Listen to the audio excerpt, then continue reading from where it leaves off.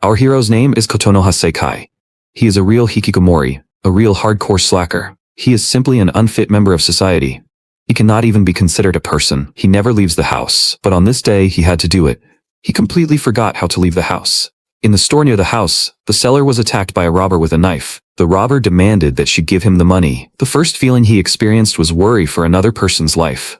Right before the protagonist's eyes, the life of the store clerk was in danger. He caught himself thinking that he had seen this girl somewhere. Was it Kaede Kasumi? They went to university together. MC had one-sided feelings for her. He didn't think he would meet her in such a place. He didn't talk to her directly, and she looked at him with the most suspicious look.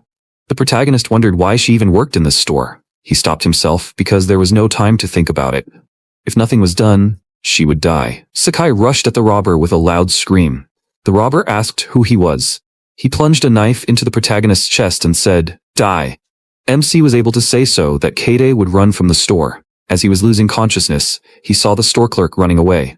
Thoughts flashed through his head that everything was fine with him, his life in exchange for hers. Thank God. When Sekai regained consciousness, he saw a beautiful girl with a crown on her head and a floating cape in front of him. It was a goddess. She said that she was sorry that the protagonist's life ended like this. He protected the girl from the robber, but he himself died. But if he had not intervened, then even without his help, the outcome would not have changed. MC thought about the fact that he died in vain. The goddess answered that everything was correct. She was very sorry that this happened. She said that she appreciated his intentions. He was an ordinary recluse who put someone else's life above his own. It was a beautiful story.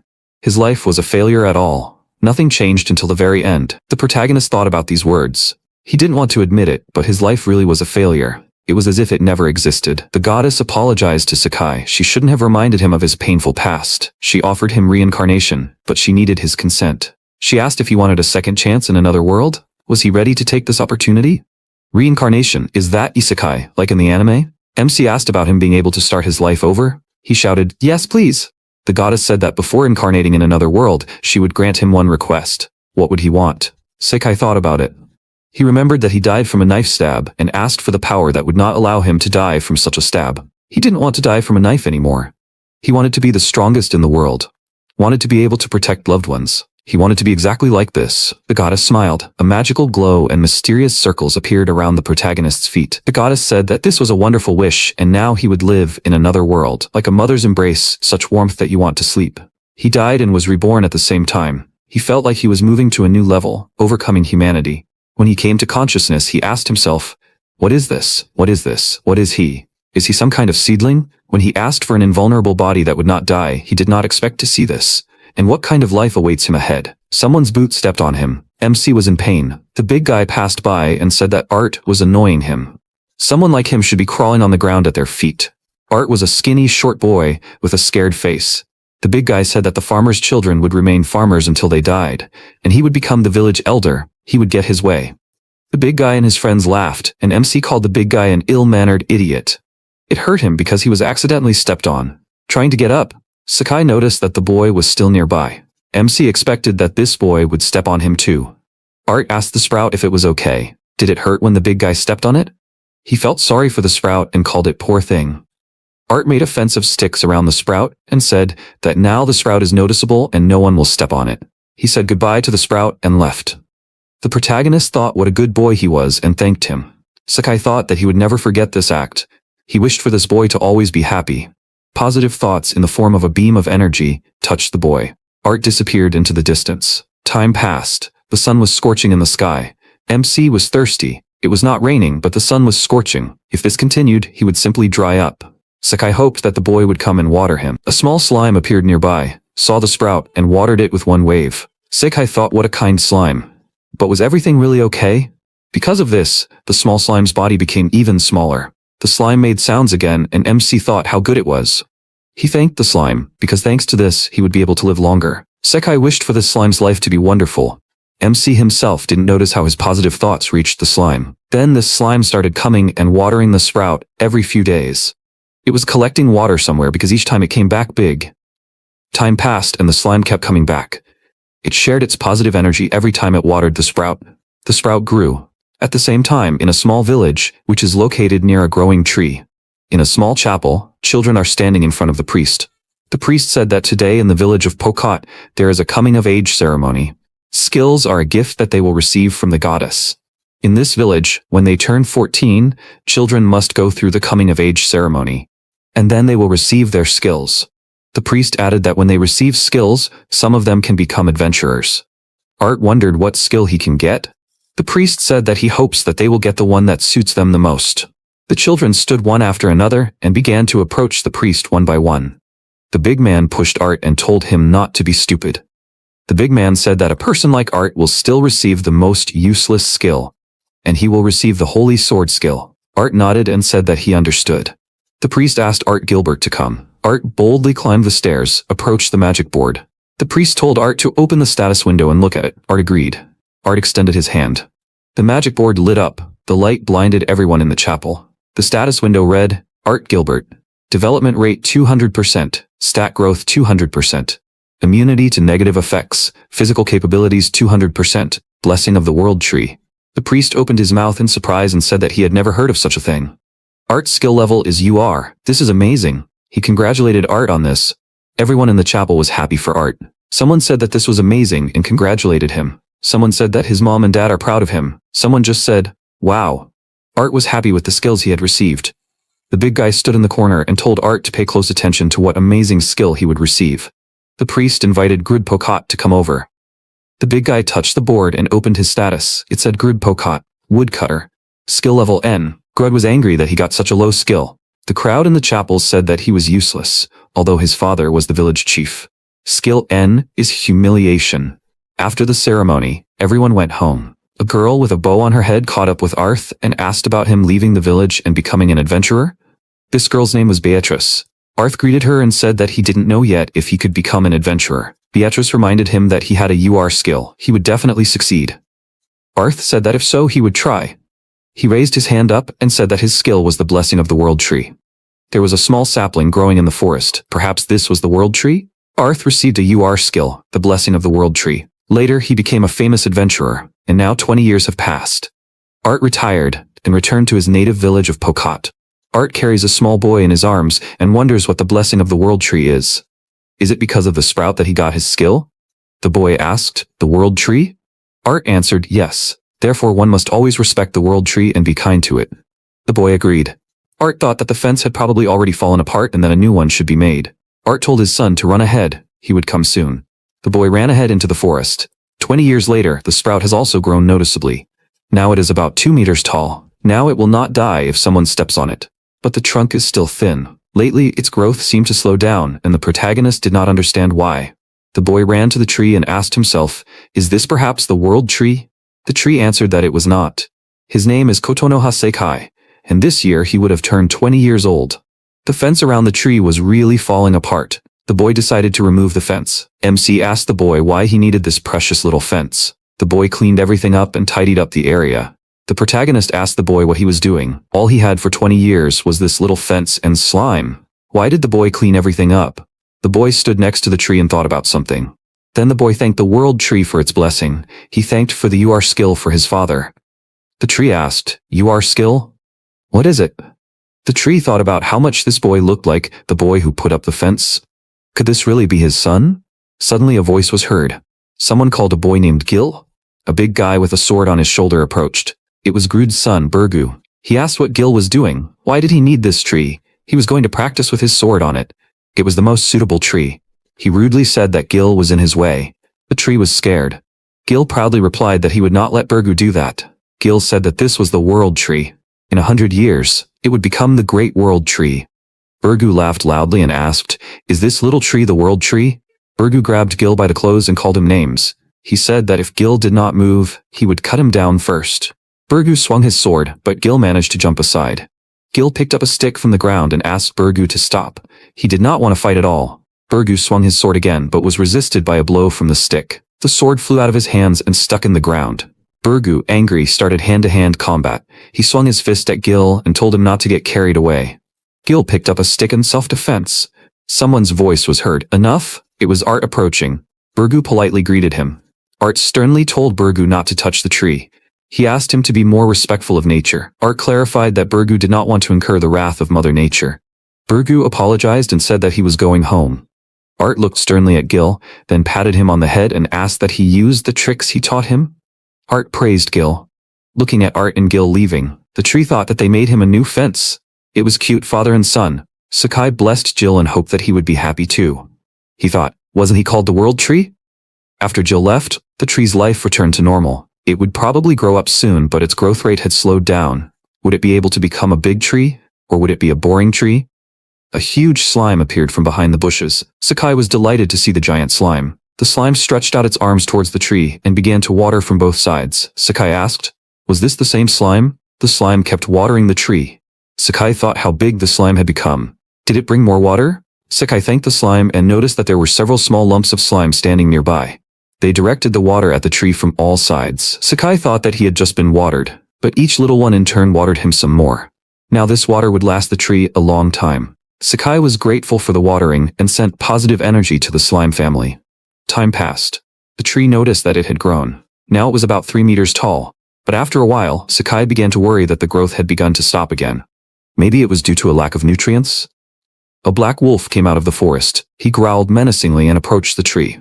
The protagonist said that he was not edible. The wolf looked around, turned the back of his body and took a crap right under the tree. Sakai begged him to stop. But in response, he heard only a loud roar. Even the birds in the forest flew away from this roar. The wolf buried his feces in the ground. New shoots appeared on the branches of the tree. The protagonist thought that he had started growing again? And it's all because of the wolf's magical feces. They contain a lot of nutrients. Sakai thanked the wolf for the nutrients and sent positive energy his way. The tree wished for this wolf to be well. Time passed. Night followed day. The familiar wolf came out of the forest again, but he was no longer a loner, but the leader of a pack. The wolf apologized to the tree for that incident. The protagonist was surprised that the wolf could talk. Wolf said that he had behaved incorrectly and rudely.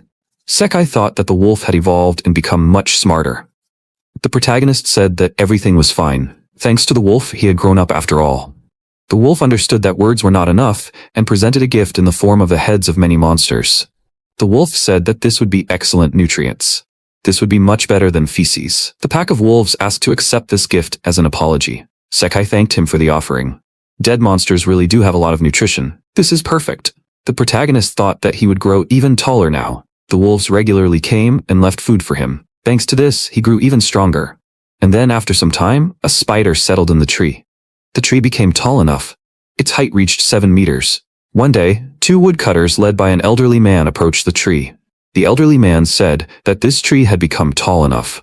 The protagonist agreed with him that he was big enough now. He himself could not believe that he was once a small sapling. The protagonist looked closely and thought that these people, judging by their clothes, were from the same village as the boy. He did not understand what they wanted from him. If he could help with something. The elderly man commanded, "Okay, chop it down." The protagonist was at a loss about what was happening. A spider descends from a tree on a web. An old man stands and laughs. Sakai does not understand why he is being chopped down and what bad he did. When one of the woodcutters swung his axe, sensing danger to the tree, a pack of wolves jumped out of the forest, stood in front of the tree and did not let the woodcutters in. They took a fighting stance and bared their sharp teeth. The woodcutters preferred to retreat to a safe distance. The tree was glad that the wolves came out to protect it. The old man shouted, "What's going on?" He said that they will not touch this tree and asked for forgiveness. The protagonist breathed a sigh of relief. This time he got away with it, but it was very dangerous. The protagonist thought, it's a pity that the wolves cannot hear his voice. If there is an opportunity, he will definitely thank them. Without realizing it, Sakai again sent positive energy to the wolves as gratitude for saving him. The woodcutters were walking through the forest and the man was muttering, "What a pity, such a good tree had grown. It would have been perfect, but what had gotten into the wolves?" One of the woodcutters pointed to another tree and asked the old man, "What about this tree?" The man replied that it was not comparable to that tree, but it was worth a try. A goblin flew out of the forest. He smiled maliciously, looking at the woodcutters. Time passed, and then the tree grew to 9 meters.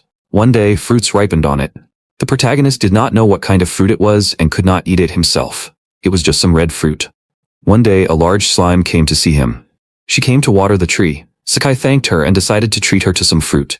He really hoped that she would like it. The slime ate the fruit and an incomprehensible glow appeared. But from the expression on her face, it was clear that the fruit pleased the slime. Then the slime seemed to catch fire and an explosion of magical power occurred. A king's hat appeared on the slime's head and a king's cape appeared on its body. Sakai realized that the slime had evolved. The slime began to talk. The slime thanked the world tree for its blessing. The protagonist is very glad that she liked it. MC realized that his fruit helps to evolve. Then, when the wolves brought nutrients, the tree also treated them to fruits. The wolves ate them with pleasure. All the wolves were covered in fire. And then they stood on their hind legs like people, and their bodies became embossed and pumped up. The wolves themselves were surprised by such a transformation. The wolf girls said that this change happened thanks to the tree. Another wolf said that this was undoubtedly the intervention of the world tree. The leader of the pack said that if they live here, they will definitely receive the protection of the world tree. Someone from the pack suggested that they should definitely settle here. The leader replied that it was a good idea. The wolf girl asked if the four of them could protect the world tree. The leader suggested returning to the den and bringing everyone else. They would all live together. The wolves thanked the world tree for the blessing and promised to repay it. The wolves began to walk on two legs. And what's more, they began to talk, and they also called the protagonist the world tree. Sakai thought that he had grown quite large, and he was probably one of the largest trees in the forest. And yet he thought that calling it the world tree was an exaggeration. After some time, a group of people came to the tree. Some of the people asked the Holy Father to hold on. Apparently, they were representatives of some church, and their priest was sick. The tree dropped one fruit to the ground. One of the ministers picked up the fruit and cut it into small pieces. The ministers offered the Holy Father to eat the fruit because he needed strength. The Holy Father ate one piece, then another, and caught fire from within. He stood up and had a lot of strength. The ministers asked what happened. The Holy Father answered that he did not know, but he had strength. This tree saved him. No doubt about it. This is the same sacred tree from the writings of Eldritch. The ministers began to worship the tree and say that this is a sacred tree and its miracle fruit. Someone said, "Long live the sacred tree." The protagonist watched everything that was happening and thought that it was good to be able to help people. He wondered what kind of religious group of people this was. He didn't understand what Eldritch they were talking about. A couple of days later, a new creature appeared under the tree's crown. It tried one of the magic fruits, but the tree threw him more because the creature looked hungry. Another magic glow, and this hungry lizard turned into a lizard man. The lizard man thanked the tree for its help. The protagonist wondered if it was worth giving so many fruits, because the lizard had evolved so much. The lizard said that as a token of gratitude, he would leave a stone of an incomprehensible shape. The lizard said that it was a precious stone called dragonite. It is produced in the body of lizard men for years. It is a special magic ore. The lizard said goodbye to the tree and thanked it again. He promised to definitely come back here. The protagonist thought that he would certainly appreciate any gift, but he wouldn't do anything with this stone. By the way, even those who hadn't met him before still called him the world tree. Maybe it's written somewhere that he is the world tree? MC decided to accept what the lizard left him, because he did it out of good intentions. A couple of days later, an unfamiliar face appeared. It was a man. He knelt before the tree and asked if he could take this stone. He begged to understand him. He is a merchant, and his name is Makoro Bolt. His comrades betrayed him and abandoned him alone in the forest. And the tree not only allowed him to take this stone, but also treated him to wonderful fruits. The man asked if the tree blessed him. He thanked him for everything and left. Later, the man came to the shop and showed his stone. The appraiser said that it was the legendary dragonite. He asked the man where he got such a stone, and in one of the books, the man saw a scripture about the magic fruits he ate. He went into the chapel, approached the priest, and asked what his status window was. There was no UR skill there before. Was it the blessing of the world tree? The priest showed the window and said, right, thanks to this, his luck increased threefold. The man thought about the fact that it was the world tree. One day, he returned to the tree, but with a cart of goods, security, and well-dressed. The man said that he was the same merchant whom the tree blessed the other day. He bought this land and decided that he would protect the tree. It was a small gratitude for what the tree did for him. The protagonist was glad that the land was bought, especially for him. Makoro's assistants installed a sign saying that it was forbidden to cut down the tree. Now no scoundrels will covet it. Makoro said that he was happy that he could repay the tree for its blessing. From that day on, the merchant's private army regularly patrolled the area, and as Makoro had promised, they really did take care of the tree. But the peace did not last long. One day, a group of people appeared and started digging up the tree with shovels. The priest said that this was a sacred tree and it should grow somewhere else. The protagonist begged them to stop. The priest said that they would take the tree to themselves and take care of it. It was that religious sect. Eldritch. One of the tree's guards shouted, "What are these people doing? This land belongs to Lord Makoro." The sectarians were scared and ran away. Mokoro was horrified by what these people were trying to do. He asked the tree if it was okay. The protagonist thanked the saviors. For a while, Mokoro would protect the tree, and he would be able to live in peace. Winter began, and so after some time the tree grew to 10 meters. However, there were still quite a few problems. It was very cold because of the winter. It snowed every day, and MC could not protect himself from the low temperature. In fact, he gets cold even on regular rainy days, not just in winter. Quite a few different insects settled in his tree. It would be fine if they were cute insects, but most of them only harmed him. The protagonist understood that the insects also wanted to survive. He would not mind if they just lived here. But they crawled inside and devoured him. One of the inhabitants was still able to solve his problem. It was a cave spider. The protagonist learned the name of this monster from people who came to him and discussed the spider living in his grounds. Cave spiders, judging by the name, usually live in caves, so why did this spider settle here? MC was very grateful to the spider for its help. The spider ate all the insects that were sitting in his body. It turned out that spiders are very useful. The protagonist was not sure that his fruit would be enough as gratitude. After the spider ate the fruit, it evolved into a forest spider. After that, the spider stretched its web along the trunk, and the tree became warm. Thanks to the spider, the protagonist's life became much easier. They lived in a completely symbiotic relationship. One day there was a terrible snowfall. From the depths of the forest, a group of creatures appeared who were looking for salvation. They were goblins. One of the goblins suggested hiding from the snowfall here. MC was interested in why one of the goblins was more developed than the others. And only this goblin could talk. He said that he felt a mysterious power from this tree. The goblins said that they would build a new village here. The protagonist was surprised that the goblins would build a village next to him. A village under his grounds? The goblin shouted to the others to bring more wood, and quickly. The goblin children ran and carried logs. Apparently, the tree will stand in the center of this village. The goblins did not touch the tree. Apparently, they did not want to use its wood, because they were afraid of harming it. The protagonist thought that a couple of branches would not do any harm, and he decided to help the goblins. The tree threw down branches. The goblin was surprised. What was this? And he realized that this tree threw down a couple of branches to help. It was excellent wood. The goblin said that we should be grateful to this great tree. They built the village together. Everyone helped. Having finished the construction, the main goblin said that this would be their new home. The protagonist thought that his branches were of better quality than the others, and the goblins immediately appreciated this wood.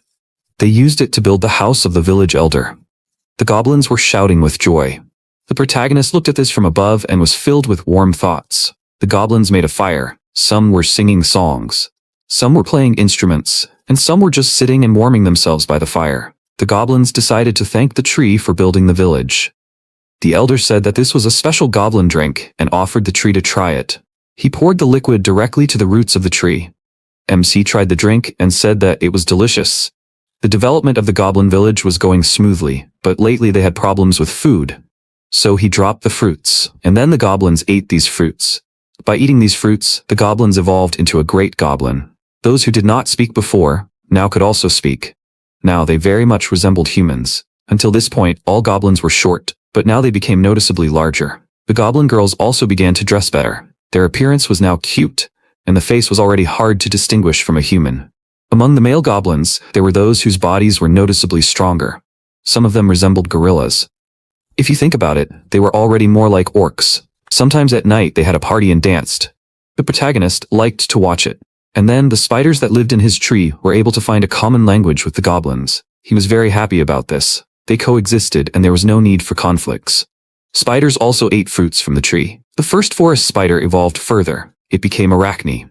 Arachne also gained the ability to speak. She was able to calmly communicate with the goblins, which strengthened their friendly relations. She often held conversations with the goblins. The protagonist also noticed how Arachne communicated with the goblin leader, apparently negotiating. It seemed that they were able to come to a mutually beneficial agreement. It was interesting to watch. Arachne and her spiders live above and the goblins below. Their habitats never overlap, so it will never escalate into conflict. The goblins made a deal with Arachne that they would provide them with their alcohol, and the spiders, in exchange, gave them clothes made from their webs. Most likely, it was the goblins who made this offer. In addition, the spiders made bed linen for the goblins, and in exchange the goblins built tree houses for them. An ideal relationship from which everyone benefited, and so the village of spiders and the village of goblins developed. The tree was bored, so it decided to give the goblins names. The protagonists named their leader Rind. He named the most hardworking goblin Gonzalez, the cutest girl MC named Henri. She was interested in sewing and therefore became close to the Arachne. The girl with the biggest breasts and the most stylish he called Clen. The shortest old man he called Goblin. This is how he walked past him every day. Before he could blink, life was simply boiling around him. Recently, the goblins began to have problems with food again. Gonzalez said that the monsters here were very strong. If the goblins wanted to start hunting, it would be difficult. Henri said that there were also very few animals suitable for food. She asked the leader what they should do. The protagonist understood that over the past few years he had given away too many fruits to different monsters, and these same monsters had all evolved into humanoid creatures. Sorry, no, that won't do. It turns out that he had ruined the ecosystem here. What could he do for the goblins? Well, he can't move. Stop. Or can he? He moved his roots. It would work. Some roots came out. Maybe the goblins could eat his roots? Or maybe he could grow some vegetables from the roots. Like daikon. Huh? Did it work? His root really did become daikon. He pulled out another root and decided to try growing strawberries, and the strawberries actually grew. He thought, really? That's amazing. Great. He pulled the roots out of the ground and tried to make a local vegetable garden. And after a few days, there was already a lot of food. The goblins came and saw it. One asked what it was. The other said he didn't know. Is this also a gift from the world tree? The first one said, exactly. He asked, is it edible? The second one said, we should try it. They tried it. The first one screamed with joy. What is this? The second one screamed, delicious. They called the others and said, these vegetables are very tasty. The goblins started to cook the vegetables. They tried the finished dishes and were delighted. Gonzalez said, a good aroma and taste too. The leader confirmed that it was great with meat. The protagonist thought, it seems like they like it. His roots are able to turn into any vegetable or berry. He solved the goblins' food problem in an instant. Some goblins were assigned to oversee agriculture. The goblin civilization continued to develop. The goblins said that these were very tasty vegetables. They thanked the world tree. They ate stewed vegetable soup and fed the elder. He thanked him for the soup. Someone called him and told him that one of the tribe had not returned yet. Goblins from a neighboring settlement had taken her somewhere. The elder was indignant. What? Gonzalez shouted that he would never forgive them. The elder stopped him. Wait, they do not yet know their exact intentions. They need to try to resolve this issue peacefully. Gonzalez shouted that he would not let them get away with this. He would crush each of them. The elder answered no. The protagonist thought, Henri really is beautiful. He understood the excitement of the other goblins. Arachne came down from the tree. The elder was surprised to see her. Arachne? She asked. Can she go save Henri with the goblins? The elder confirmed it, of course. He thanked her for her help and said that she would go with them. The village chief said that Gonzalez would go and talk to those who took Henri forward to their settlement. The village chief said that if the issue could not be resolved peacefully, then they would have to sort it out by force. Sakai thought, what a disaster. He hoped that a war would not break out. Let everything be resolved peacefully. After some time, Gonzalez and Arachne returned. Gonzalez informed the village chief about this. He laughed and said that nothing terrible had happened. MC thought that was pretty fast. The village chief asked, is everything okay? Was Henri not harmed in any way? She herself answered that she was fine. Suddenly, pleas for forgiveness were heard. But there were